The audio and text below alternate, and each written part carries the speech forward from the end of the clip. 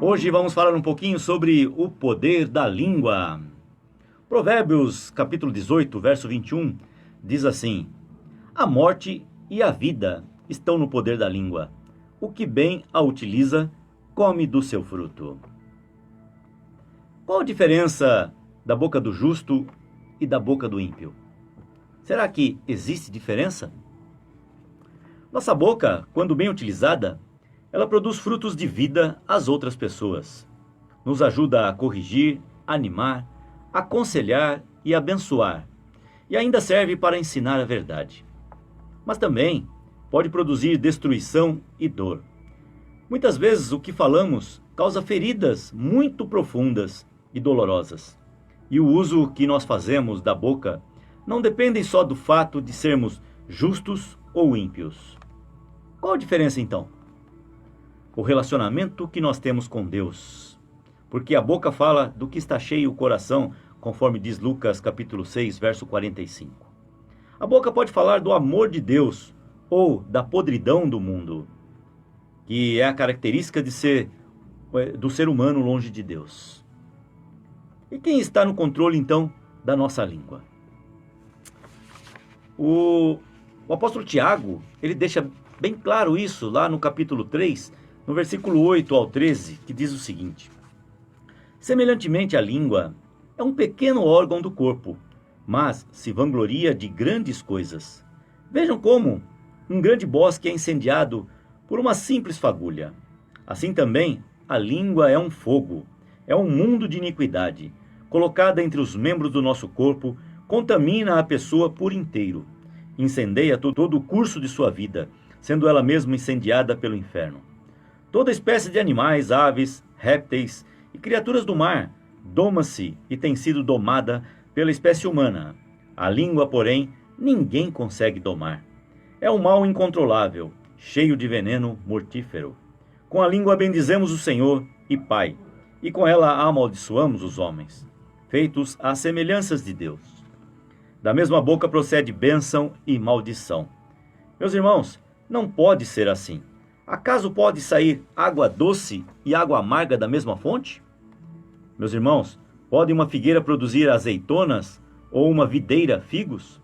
Da mesma forma, uma fonte de água salgada não pode produzir água doce.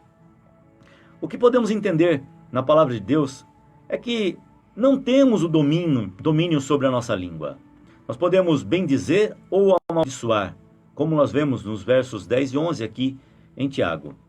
Que da mesma boca procedem a bênção ou a maldição, mas que isso não convém.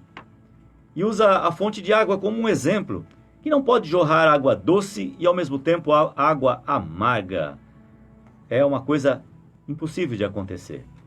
Isso não significa que devemos ficar julgando os outros o tempo todo pelo que eles falam ou não, mas olhar para o nosso interior, pois a palavra de Deus nos ensina que o nosso coração nos engana.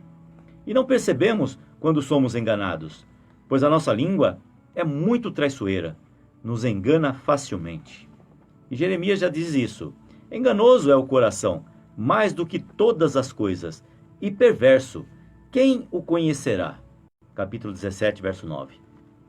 Devemos analisar o que sai de nossa boca, para assim podermos medir o relacionamento que nós temos com Deus. Quanto mais comunhão com Deus, mais bênçãos saem da nossa boca. A palavra de Deus diz ainda que a boca do justo pode produzir vida, e a boca do perverso conduzir ao pecado. A obra do justo conduz à vida.